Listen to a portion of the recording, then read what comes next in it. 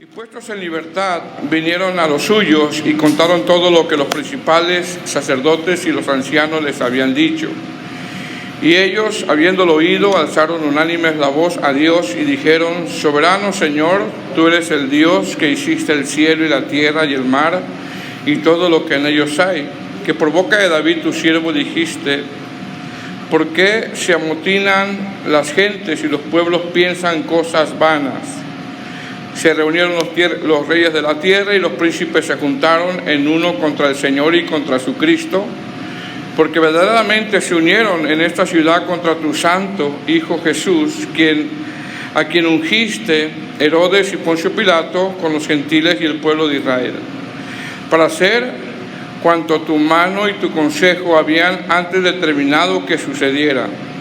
Y ahora, Señor, mira sus amenazas, conceda a tus siervos que con todo denuedo hablen tu palabra, mientras extiendes tu mano para que se hagan sanidades y señales y prodigios mediante el nombre de tu santo Hijo Jesús.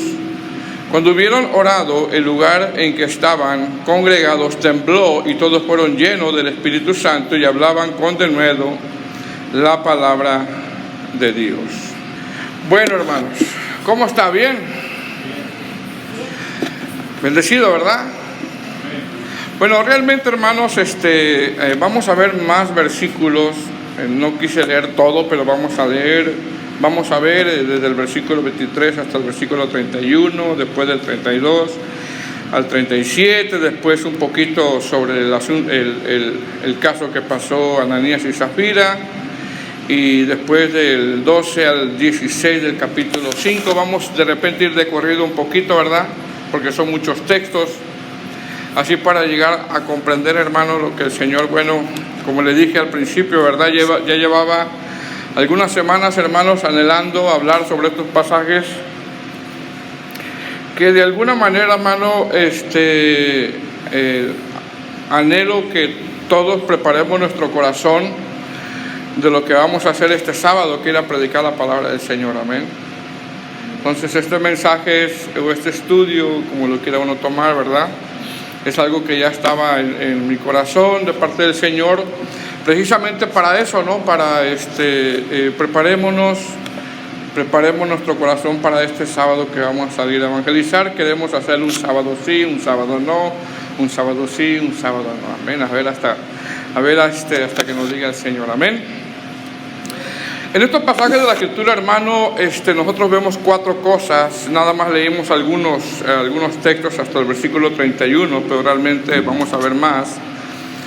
Pero en estos pasajes de la Escritura nosotros vemos cuatro sucesos. Número uno, desde el verso 23 del capítulo 4 hasta el verso 31, vemos que Pedro y Juan son liberados por predicar el Evangelio y sanar a un cojo de nacimiento.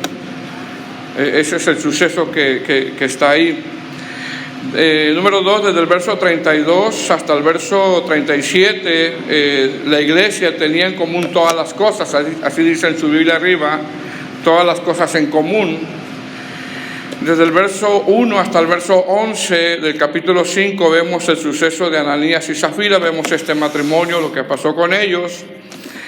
Y desde el verso 12 hasta el verso 16 del capítulo 5 vemos cómo, a pesar de la oposición que había en contra de la iglesia permanecía unánime, la iglesia seguía perseverando.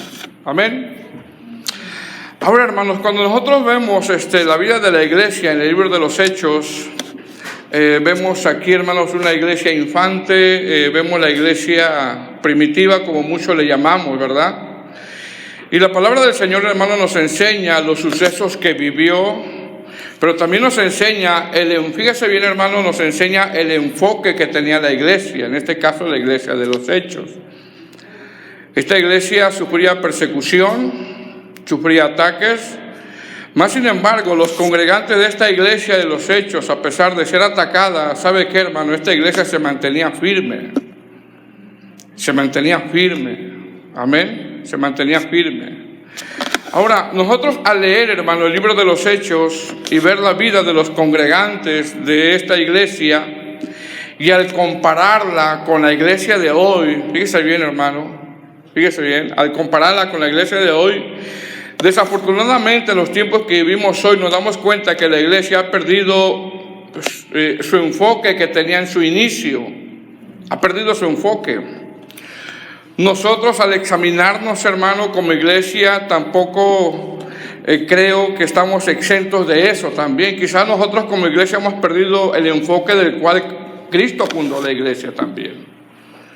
Decir, a través de los años, hermano, pues muchos de nosotros quizás, ¿verdad? Digo quizás, hemos dicho como quisiéramos ser la iglesia de los hechos. Yo no sé quién le ha dicho eso, ¿verdad? Pero de repente como que hay un anhelo, ¿verdad? Como quisiéramos ser esa iglesia o parecernos a esa iglesia de los hechos. ¿Por qué?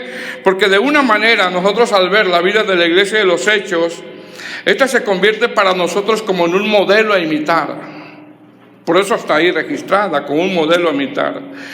Más sin embargo, hermano, al nosotros decir cómo quisiéramos ser como esa iglesia de los hechos, la realidad es que para ser como la iglesia de los hechos, nosotros como congregantes tendremos que parecernos a esos congregantes de la iglesia de los hechos. Tendremos que parecernos a ellos. Y al examinarnos, hermano, nos encontraríamos de verdad con la necesidad de hacer cambios. ¿Por qué? Porque los congregantes de la iglesia de los hechos tenían responsabilidades y tenían prioridades en sus vidas. Nosotros, al leer la iglesia de los hechos desde sus inicios, pues eran congregantes responsables, hermano. Eran congregantes que tenían prioridades en su vida espiritual. Por ejemplo, los congregantes de la iglesia de los hechos, número uno, eran congregantes que perseveraban en la doctrina. Eran congregantes que conocían las Escrituras. Eran congregantes que tenían mucho interés por recibir la palabra. Ellos tenían interés, tenían esa hambre por recibir la palabra. Número dos, los congregantes de la iglesia de los hechos eran congregantes que participaban en el partimiento del pan. Y al participar en lo que es la Santa Cena, los llevaba a examinarse constantemente, donde ellos se iban poniendo a cuentas con el Señor. Número tres, los congregantes de la iglesia de los hechos eran gente de oración. Era gente, hermano, que perseveraba en la oración. Era gente de oración, era gente de palabra. Era gente que conocía la Escritura y era gente de oración. Y número cuatro, los congregantes de la iglesia de los hechos tenían comunión unos con otros. Y cinco, fíjese bien, los congregantes de la iglesia de los hechos compartían su fe. Compartían su fe en un tiempo que no era fácil compartir. Fíjese, hermano, en un tiempo que no era fácil compartir la fe cristiana. ¿Por qué? Porque ahorita vamos a ver un poco de lo que pasaba ahí. Pasaban persecución. Entonces, cuando nosotros estudiamos la iglesia de los hechos, vemos que en su estado infantil, que en su estado de iglesia, esta tenía un enfoque, hermano. Mas, sin embargo, con el paso de los años, la iglesia en el tiempo de hoy, vamos a hablar de nivel general, hermano, la iglesia de hoy, a nivel general, ese enfoque que tiene la iglesia de los hechos se ha perdido. ¿Por qué? Porque la iglesia a nivel general, hermano, estoy hablando a nivel general, la iglesia, pues casi ya la mayor parte, hermano, pues no se preocupa, no se cuestiona. Si en la iglesia donde se congrega es una iglesia bíblica, estamos hablando de la iglesia en general, ya muchos no les importa si la iglesia a donde van, hermano, es una iglesia bíblica. ¿Por qué? Porque mucha gente en el tiempo de hoy pues busca una iglesia que tenga buena música, otros buscan buenos programas. Los líderes buscan, los pastores, los líderes están enfocados en templos, en construcciones, en una construcción grande, y en base a todas esas cosas, ellos basan su éxito a su supuesto ministerio. Un pastor hace tiempo me preguntaba, hermano, ¿y cuál es el secreto de su ministerio? Fíjate la pregunta que me hacía. Ya le iba a decir, pues da 20 vueltas a la montaña, ya le iba a decir yo, pero no. Le dije, hermano, no hay éxito. Predica la sana doctrina, es todo. Nada más. Sé fiel a la palabra. Entonces, la iglesia, hermano, a nivel general ha perdido uno de los enfoques principales de la iglesia de la cual fue fundada. ¿Cuál es, hermano? Compartir nuestra fe. Compartir nuestra fe, predicar el evangelio, salir como lo que nosotros conocemos, salir a evangelizar. Ha perdido su enfoque. Siempre son unos 3, unos 4, ¿verdad? los que salen, pero ha perdido ese enfoque cuando al principio no era así. Salir a lo que le llamamos, hermano, evangelizar, y es ahí donde, hermano, yo lo quiero incomodar en esta tarde, no lo quiero hacer enojar, lo quiero incomodar nada más, porque aquí estamos involucrados todos. Todos estamos involucrados. ¿Por qué? Mire bien, no lo quiero hacer enojar, nada más lo quiero incomodar, ¿ok? He notado, hermano, se lo digo de manera para que no perdamos el enfoque nosotros como iglesia. He notado, hermano, que estamos muy listos nosotros para una fiesta. Amén.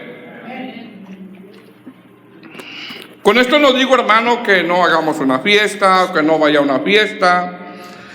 Si un hermano te invita a una fiesta, pues podemos ir, ¿verdad? Podemos compartir, ¿verdad? Lo podemos hacer.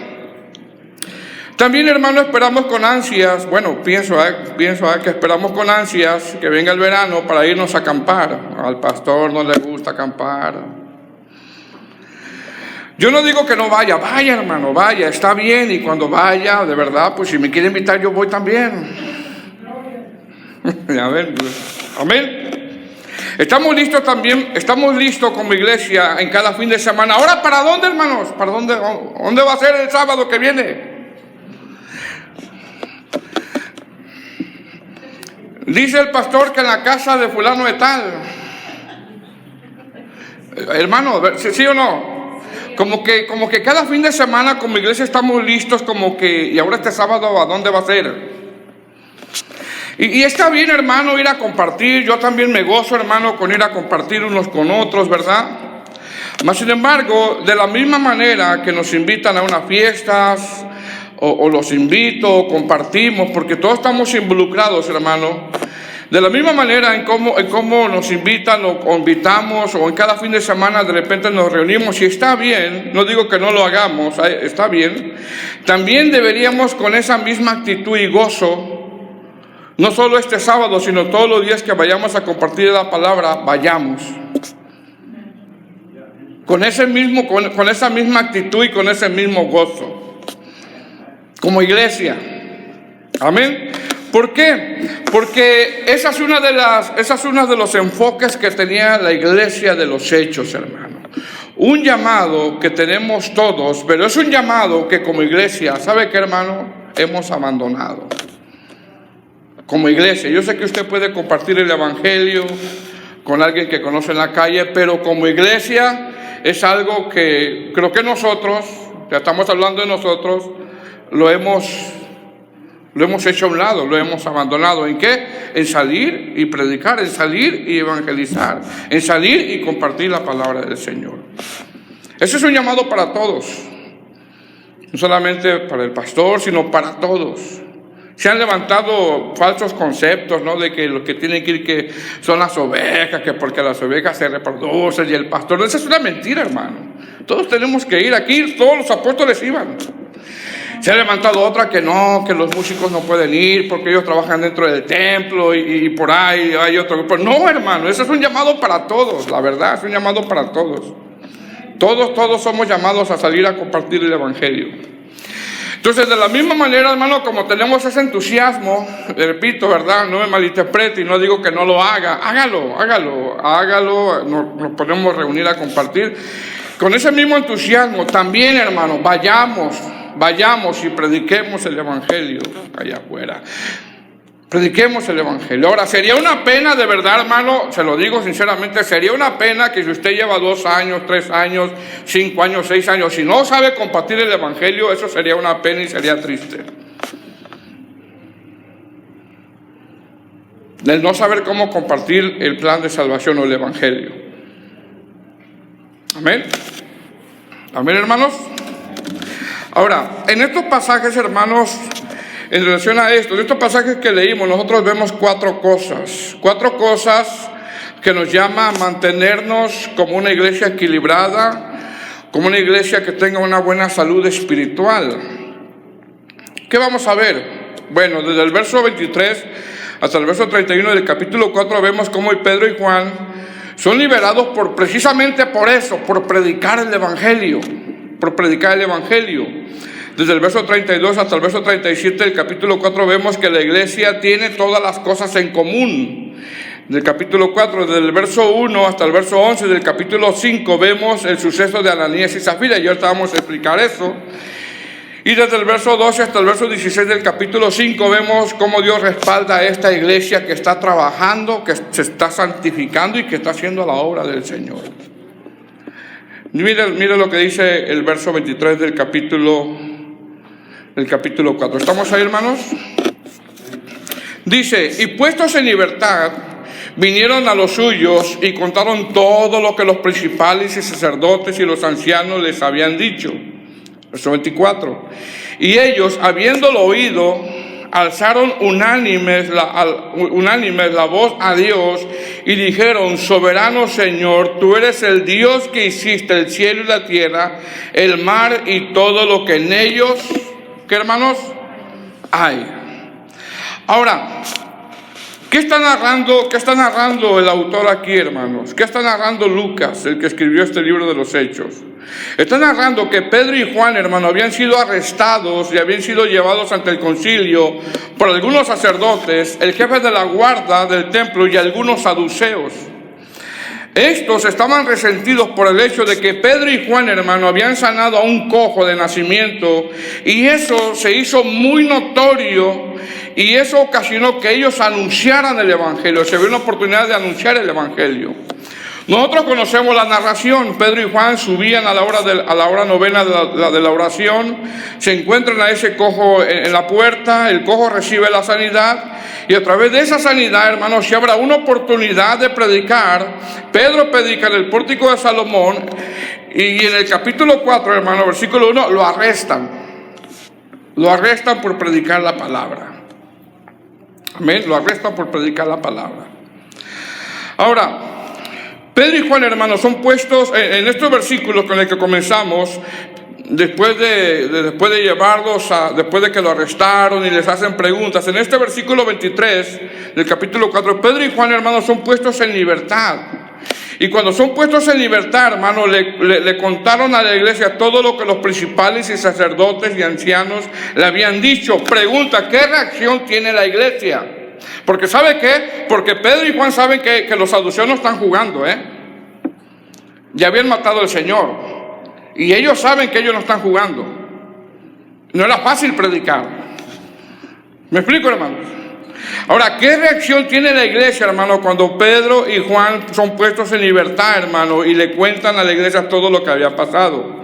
¿Qué reacción tiene la iglesia? Número 1, dan gracias a Dios. Número 2, oran con entendimiento citando las Escrituras. Y número 3, piden a Dios que se siga predicando la palabra. Fíjese bien, piden a Dios que se sigan predicando la palabra. Dice el verso 24, ¿estamos ahí? Dice: y ellos, habiéndolo oído, alzaron unánimes la voz a Dios y dijeron: soberano Señor, tú eres el Dios que hiciste el cielo y la tierra y el mar y todo lo que en ellos hay. Fíjese bien, es decir, ante la prueba, hermano, que estaba pasando Pedro y Juan, ¿cómo estaba la iglesia, hermano? La iglesia, ¿sabe cómo estaba? La iglesia estaba unida. Estaba unida. La iglesia seguramente, hermano, estaba en oración. Seguramente en oración estaba la iglesia, y así es como debe de estar la iglesia cuando alguno de nuestros hermanos está pasando una prueba muy dura en esta congregación. ¿Cómo tenemos que estar, hermanos? Orando. ¿Cómo está aquí la iglesia, hermanos? Está unida. Seguramente están orando. Y es así, hermano, como debe de estar la iglesia. En oración. Amén, hermano. Así de que no abandone el culto de oración. Amén. Arriba en su título dice: los creyentes piden confianza y valor. Otra traducción dice: los creyentes oran por valentía. Dice, la Nueva Traducción Viviente dice: cuando los creyentes oyeron las noticias, todos juntos alzaron sus voces en oración a Dios. Y mire lo que dice ahí, Dice: soberano Señor, tú eres el Dios que hiciste el cielo y la tierra y el mar y todo lo que en ellos hay. que por boca de David tu siervo dijiste: ¿por qué se amotinan las gentes y los pueblos piensan cosas vanas? Se reunieron los reyes de la tierra y los principales se juntaron en uno contra el Señor y contra su Cristo, porque verdaderamente se unieron en esta ciudad contra tu santo Hijo Jesús, quien ungiste, Herodes y Poncio Pilato con los gentiles y el pueblo de Israel, para hacer en cuanto tu mano y tu consejo habían antes determinado que sucediera. Y ahora, Señor, mira sus amenazas y concede a tus siervos que con denuedo, ¿qué, hermanos? Hablen tu palabra. Fíjate lo que están pidiendo, ¿Qué vemos aquí? No solamente la iglesia está unida, no solamente está en oración, sino que la iglesia, hermano, tenía un conocimiento sano de las Escrituras. Tenía un conocimiento sano de las Escrituras. ¿Qué nombran en esta oración? Número 1, el atributo de la soberanía de Dios. Y número 2, citan el Salmo número 2. Es decir, esto nos enseña, hermano, que una iglesia bíblica, los congregantes han de estar interesados, número 1, en orar. Número 2, en estar en unidad. Número 3, en tener un conocimiento de las Escrituras. Y número 4, reconocer en todo tiempo que Dios es un Dios, hermanos, soberano. Dios es un Dios soberano. ¿Qué significa soberano? Pues el que tiene control, el que gobierna, el amo. Él es soberano. Lo que me llama la atención es cómo la iglesia, hermano, tiene un conocimiento de la Escritura y conoce los atributos de Dios. Algo que la iglesia tiene que saber, tiene que tener un conocimiento de las Escrituras. Verso 29. Dice: y ahora, Señor, mira sus amenazas y concede a tus siervos que con, ¿qué, hermanos? Que con todo denuedo hablen, ¿qué dice? Tu palabra. Es decir, esta iglesia, hermano, está orando, ¿para qué, hermano? Para que se siga predicando la palabra de Dios. Esa es una muy buena oración, hermano.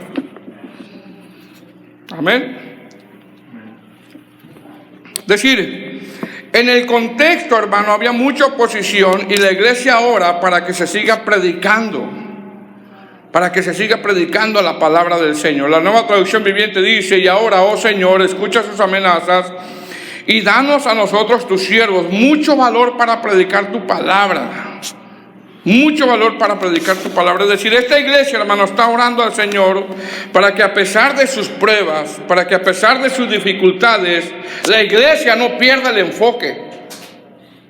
La iglesia predique la palabra. La iglesia salga y comparta su fe. Ellos están orando por eso. Y tienen un conocimiento de las Escrituras también. Que mire cómo lo dicen: ahora, Señor, mira sus amenazas. Es decir, la iglesia, hermano, sabe que los sacerdotes, el guarda del templo y los saduceos, ellos saben que no están jugando, La iglesia sabe que ellos no están jugando. ¿Por qué? Porque en cuanto a las amenazas, ellos saben que mataron al Señor Jesús. Y ellos saben, no, los saduceos no están jugando. Los fariseos no están jugando. Son peligrosos. Sabemos que nos pueden matar, pero hay que orar para seguir predicando el evangelio. La iglesia, hermano, ora ya que este grupo de opositores no están jugando y han amenazado a Pedro y a Juan a que no prediquen. Y esto nos enseña que el adversario, hermano, no está jugando, En el contexto de ellos saben lo que está pasando. Cualquiera diría, hermano, no, ya que voy a ir si me van a golpear allá por salir a predicar. No, están orando ellos. Dales el denuedo, que significa valentía. Dales el valor para que salgan a predicar, salgan a anunciar las buenas nuevas. ¿Qué vemos aquí? No perdieron el enfoque a pesar de la prueba. Hermano, tú tienes pruebas, todos tenemos pruebas, pero no tenemos que perder el enfoque a qué nos ha llamado el Señor. Y creo que como iglesia, hermano, hemos fallado por ese lado. Primeramente yo y después usted conmigo. Amén. Dice, Versículo 30. Mientras extiendes tu mano para que se hagan sanidades y señales y prodigios mediante el nombre de tu santo Hijo Jesús. Verso 31. Cuando hubieron orado, el lugar en que estaban congregados tembló y todos fueron llenos del Espíritu Santo y hablaban con valentía, con denuedo la palabra del Señor. ¿Qué vemos aquí, hermanos? Vemos que esta iglesia ora, vemos que esta iglesia está unida. Vemos que esta iglesia, hermano, a pesar de la oposición, a pesar de la prueba, sigue haciendo la obra del Señor. Porque así es, hermano. Así es. Tú estás pasando pruebas duras, difíciles, pero tienes que seguir haciendo la obra del Señor. Amén. Tenemos que seguir haciendo la obra del Señor. Y mientras nosotros hacemos la obra del Señor, el Señor tiene control de todas las cosas. Porque es que, como oraron, Él es soberano. Él es soberano. Número 2. Ahora, desde el verso 32, hermano, hasta el verso 37, vemos que la iglesia tiene en común todas las cosas. Es decir, aquí vemos a la iglesia unida. Dice el verso 32, ¿lo tiene?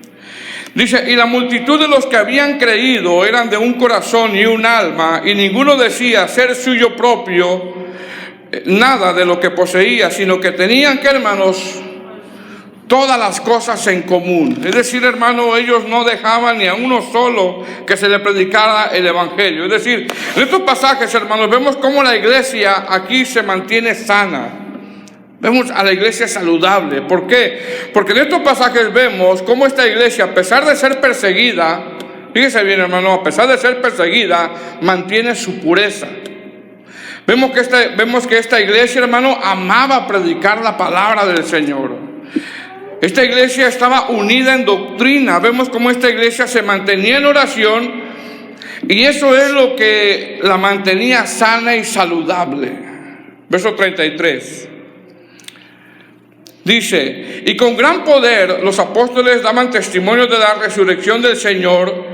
¿Y qué dice más adelante, hermanos? Y abundante gracia era sobre todos ellos. Es decir, a pesar de la oposición, a pesar de lo que vivían, hermano, no dejaban de predicar.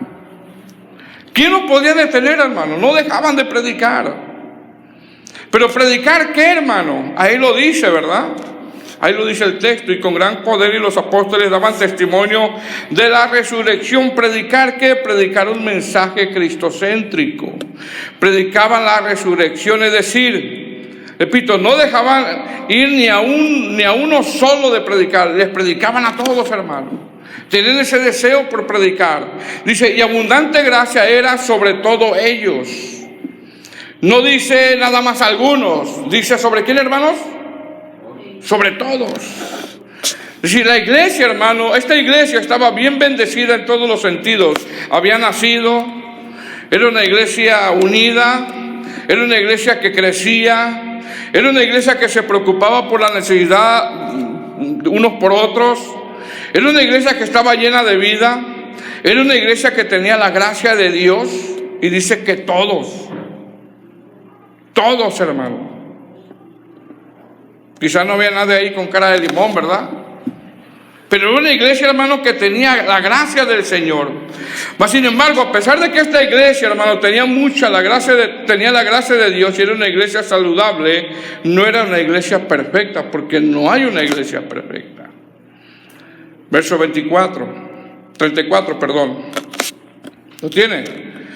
Dice, así que no había entre ellos ningún necesitado, porque todos los que poseían heredades o casas y las vendían y traían el precio de lo vendido y lo ponían a los pies de los apóstoles, y se repartía a cada uno según su necesidad.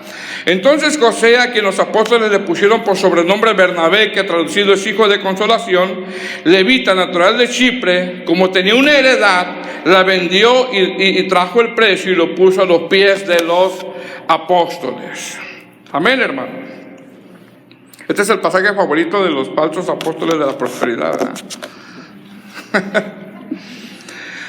Vende tu casa y pon tu semilla.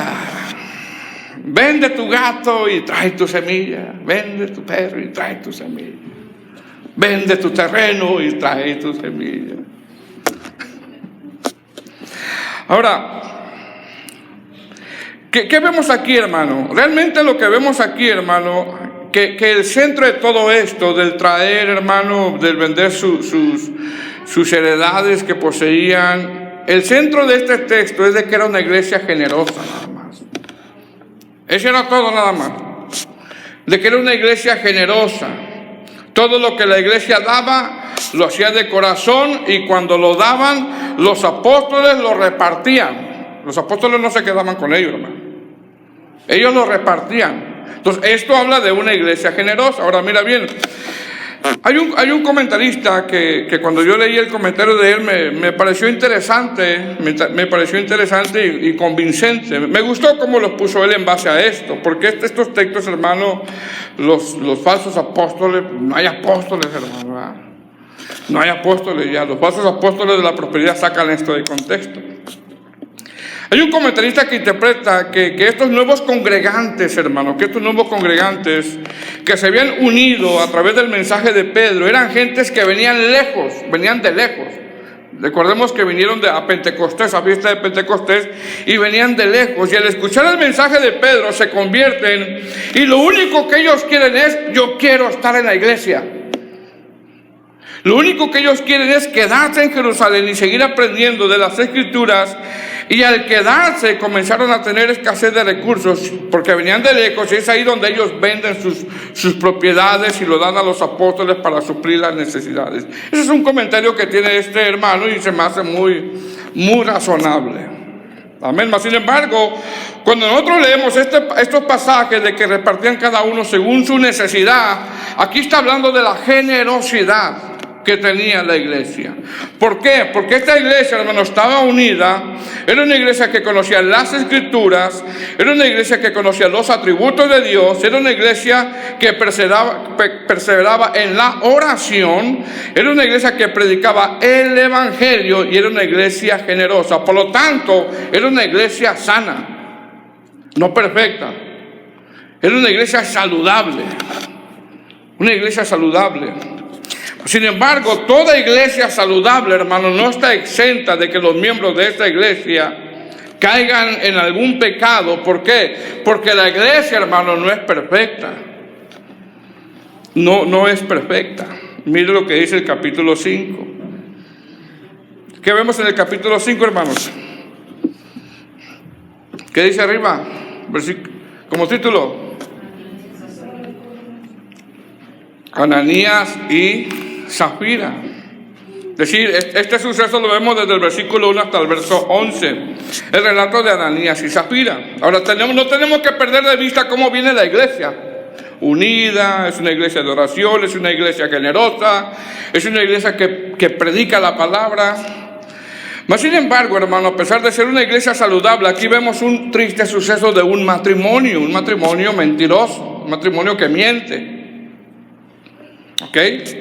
Este suceso de Ananías y Zafira, hermano, es un suceso que nos muestra la palabra de Dios en el momento donde la iglesia viene caminando bien. ¿Por qué, hermanos? Porque fíjese bien, la Escritura no solamente nos deja ver lo bueno de algunos siervos de Dios, y en este caso de la iglesia, sino también la Escritura nos muestra sus deficiencias para que aprendamos de ello. Este es un suceso triste lo que pasó aquí. ¿Qué está pasando aquí? Bueno, aquí vemos a un matrimonio que caen en pecado, y la palabra del Señor, hermano, nos deja ver estos sucesos para que entremos en temor. La palabra nos enseña esto para que no tomemos a la ligera precisamente a la iglesia. Fíjense lo que dice, versículo 1. ¿Vamos ahí? El capítulo 5 dice: pero cierto hombre llamado Ananías, con Zafira su mujer, vendió una heredad y sustrajo del precio, sabiéndolo también su mujer. Fíjese, sabiéndolo también su mujer, y trayéndolo solo una parte, lo puso a los pies de los apóstoles. Y dijo Pedro: Ananías, ¿por qué llenó Satanás tu corazón para que mintieses al Espíritu Santo y sustrajeses del precio de la heredad? Reteniéndola, no se te quedaba a ti, y vendida no estaba en tu poder. ¿por qué pusiste esto en tu corazón? No has mentido a los hombres, sino a Dios. Al oír Ananías estas palabras, ¿qué pasó, hermanos? Murió, ¿verdad? Cayó y expiró. Y vino, ¿qué, hermanos? Un gran temor sobre todos los que lo oyeron. Y levantándole los jóvenes, los envolvieron y sacándolo, lo sepultaron. Pasado un lapso como de 3 horas, sucedió que entró su mujer, no sabiendo lo que había acontecido. Entonces Pedro le dijo, dime, ¿vendiste en tanto la heredad? Y ella dijo, sí, en tanto. Y Pedro le dijo, ¿por qué conveniste en tentar al Espíritu Santo? He aquí a la puerta los pies de los que han sepultado a tu marido y te sacarán a ti. Y al instante, fíjese lo que pasó, ella cayó a los pies de él y expiró. Y cuando entraron los jóvenes, la hallaron muerta y la sacaron y la sepultaron junto con su marido. ¿Y qué dice el verso 11, hermanos? Y vino gran temor sobre la iglesia, sobre todos los que oyeron, ¿qué, hermanos? Estas cosas. Fíjese qué tremendo lo que está pasando aquí con este matrimonio, Recordemos cómo viene la iglesia, hermanos. Viene unida, viene saludable, una iglesia con oración, una iglesia que conoce las Escrituras. Más sin embargo, como la iglesia no es perfecta, hermano, mire lo que pasa aquí. Ahora, ¿qué le ocasionó a Ananías este juicio realmente? Lo que le ocasionó fue la mentira, nada más. ¿Y la mentira qué es, hermano? ¿Qué es la mentira? La mentira es un pecado. ¿Amén? La mentira es un pecado. Ahora, mire, pongamos atención. Esta iglesia, como hemos venido leyendo, es una iglesia naciente, es una iglesia de oración, es una iglesia que conocía las Escrituras, es una iglesia generosa, es una iglesia que predicaba la palabra, es una iglesia unida, es una iglesia saludable, no perfecta, pero sí saludable. Pregunta, en este inicio de la iglesia, ¿qué nos enseña el Señor en estos pasajes con el suceso de Ananías y Zafira? ¿Qué nos enseña? Fíjese bien, nos enseña a que como esta iglesia venía siendo saludable, este matrimonio al mentir, el Señor con este suceso estaba limpiando su iglesia. ¿Para qué? Para que la gente tuviera temor. Estaba limpiando su iglesia el Señor. Por eso murieron. El Señor empezó a limpiar su iglesia. Y de repente, hermano, yo no sé si se nos hace muy fácil mentir, ¿verdad?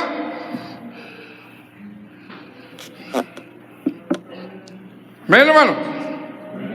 Pero esto fue lo que pasó. ¿Cuál es el motivo de por qué murieron ellos? Por mentir. ¿Para qué? ¿Para que entren qué? ¿Qué dice el texto, hermano? Para que entren, para tener temor. Y vino gran temor. Ese es el propósito por el cual el Señor. Porque tenemos que ver cómo viene la iglesia. Viene saludable, viene unida, viene orando, viene predicando la palabra, viene generosa, viene compartiendo. Y vienen ellos y mienten. ¿Qué hace el Señor? Los mata. ¿Qué hace el Señor? Está limpiando la iglesia. Porque el Señor limpia su iglesia en ocasiones, hermano. Está limpiando su iglesia.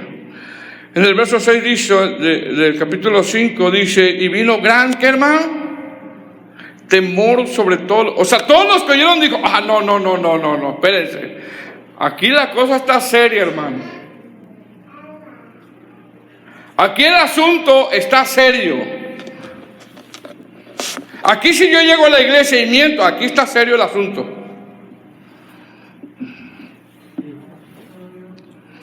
¿Me explico, hermano? Tenemos que recordar cómo viene la iglesia. Amén.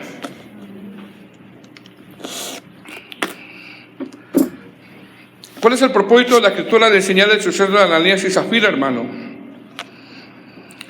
1, que el Señor limpia su iglesia. 2, que la iglesia no es cualquier lugar. Es un lugar donde se debe tener reverencia. Y 3, es un lugar donde se amonesta el pecado.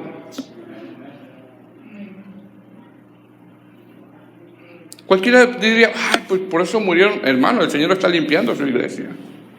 Porque venía sana la iglesia. Venía creciendo bien, venía sana, venía saludable. Y pasa esto, el Señor, esto es la iglesia infante en sus inicios. No permitió el Señor que desde el principio se corrompiera, no. Él la limpia. Ellos les cayó juicio por la mentira. La mentira es un pecado. Dice el verso 11, ¿estamos ahí? Dice, y vino, ¿qué hermanos? Esa palabra bien importante, gran temor sobre toda la iglesia y sobre todos los que oyeron estas cosas. ¿Qué dijeron? No, para llegar ahí, entonces tenemos que tener cuidado cómo llegar ahí. Tenemos que tener cuidado cómo llegar ahí. No es cualquier lugar. No es cualquier lugar. ¿Por qué? Porque mire lo que dice el verso 12. Desde el verso 12 hasta el verso 16 del capítulo 5 vemos que Dios respalda a esta iglesia por cumplir su llamado, por predicar el evangelio. Dice el verso 12. Dice, por la mano de los apóstoles se hacían muchas señales y prodigios en el pueblo, y estaban todos unánimes en el pórtico de Salomón. Verso 13. De los demás, fíjese bien, hermano, de los demás ninguno se atrevía a juntarse con ellos. ¿Quiénes son los demás? ¿Sabe quiénes son de los demás? Son los curiosos. Los curiosos. Este pasaje nos enseña, según los contextos, cómo los apóstoles eran hombres de Dios, cómo se dedicaban a leer las Escrituras, a la oración y a predicar, y cómo eran guiados por el Señor. Pero dice el verso 13, y de los demás, dice, de los demás, verso 13, no se atrevía a juntarse con ellos, mas el pueblo los alababa grandemente. La Nueva Traducción Viviente dice, pero nadie más se atrevía a unirse con ellos. Es decir, este de los demás, hermanos, se refiere a los curiosos, se refiere a gente del pueblo. Es decir, había gente, hermano, que no se atrevía a juntarse con la iglesia. ¿Por qué? Escuche bien, porque lo último que habían escuchado es que en esa iglesia un matrimonio había muerto por mentir. Un matrimonio había muerto por mentir. Y no se atrevían, ellos decían, no, ahí hay que tener cuidado. Porque lo último que hemos escuchado es que hay un matrimonio que fue mentiroso o murió. Repito, este grupo de personas son curiosos que decían, si vamos ahí y mentimos, entonces nos podemos morir. Qué misericordia del Señor, hermanos. Y si este grupo de personas entendía que ese lugar de reunión se juzgaba severamente el pecado. Dice, no se atrevían a juntarse con la iglesia.